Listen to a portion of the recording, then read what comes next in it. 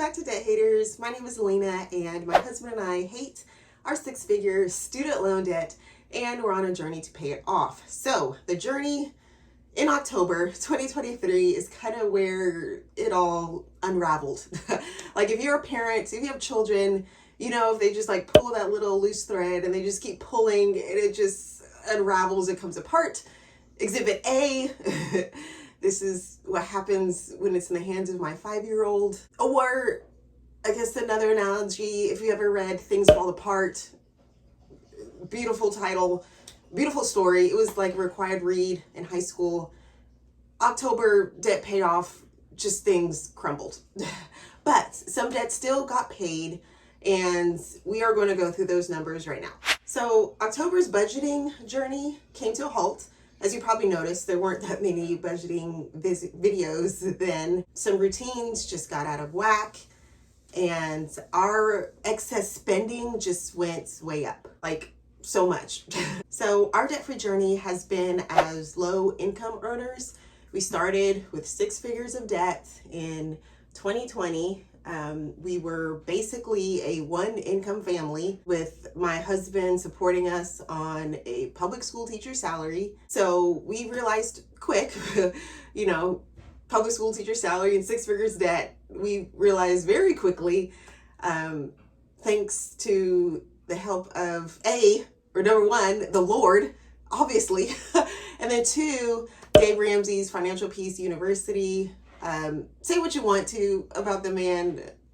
I get it, sort of. I mean, I don't agree with the criticisms that are out there. The point is that his radio show, like I said, we went through FPU, all of that helped us figure out that in order to get out of this hole, this very big hole, with our small shovel, we had to decrease our expenses as much as we could, increase our income as much as we could, which was very much needed, and then throw that towards the debt. Throw what was left over at the debt and just keep hitting it, which worked. From 2020, when we started, until now, at the time of this recording, December 2023, we paid off almost $90,000 of debt. And you may say, you know, that was over the course of 4 years. And so maybe it's not that impressive, and not trying to impress anyone, but just trying to show that even though we had very little to work with, we were still able to make progress. And remember, we low income, we low income with babies. So all of that played a part. But here we go for October. We started off great, but I had a birthday, which wasn't that bad either. We kept it low. I did a little corn maze with the children. Obviously, not obviously, but if you're a parent, you know, children love birthdays, even if it's not theirs. So they wanted to do something. So we kept it low with that corn maze. And then I was able to go to, you know, still kind of enjoy something. I was invited to an event by a friend, and it was free 99. Like it was completely free. She had an extra ticket, and that was fun. But then we had to buy a new battery for one of our cars. And then my son had his 5th birthday later on in the month, which isn't, you know, a bad thing, obviously. And we kept it low at first. Again, it was great. We went to a pumpkin patch the weekend before so that Daddy could participate and make it a family thing. So they had the pumpkins, and they had little odds and ends for the kids to do. It was almost like a mini theme park or something, and I think he enjoyed it. But then his birthday was on a weekday, and it fell on a day we actually had school. So I bought donuts for his little class. And then after school, I took him to a movie. And then we got popcorn and a drink for each of them.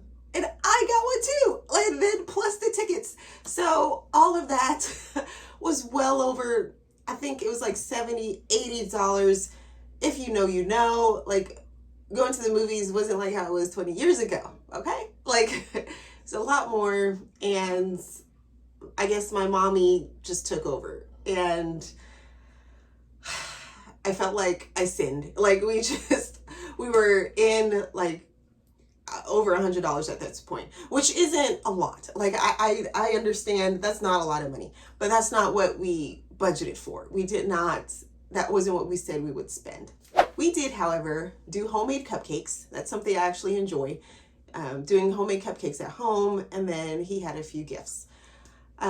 October also, where it kind of changes a bit, and it will continue to change now. October brought in some medical issues that required doctors and payments out of pocket for that.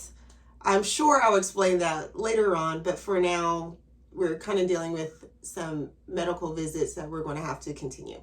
And that included spending extra money on food too, associated with this medical issue. So all that to say, we fell off the wagon, and I have no numbers for our expenses and our income for October.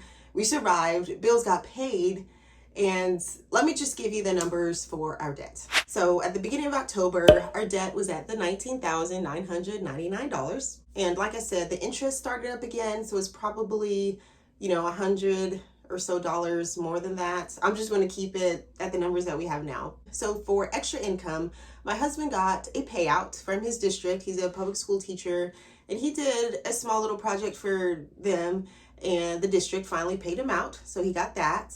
And then he got a huge payout from a client. He, on the side, does curriculum writing as just a contractor.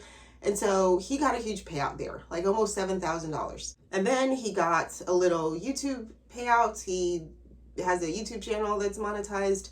And then me working that weekend job. I still continue to do that. And that brought in a little money there.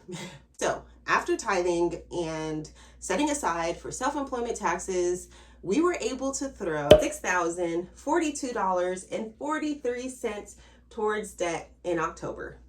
It's crazy. Like, that was a really good month, even though it seemed like it should not have been a good month with the extra spending. So with that money, we paid off the last bit of loan 16, and then we got a good chunk of loan 17. Loan 17 started at $7,892.21, and we paid off $5,047.09, which brought loan 17 to $2,845.12. You add that to the remaining debt that we have, and our total debt was $13,904.35.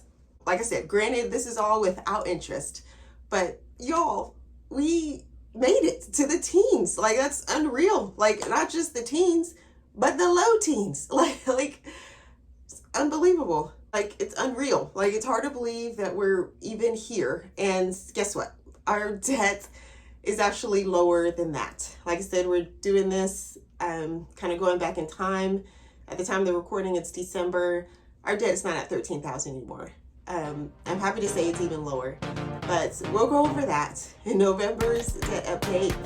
But until then, wherever you are on your debt-free journey, keep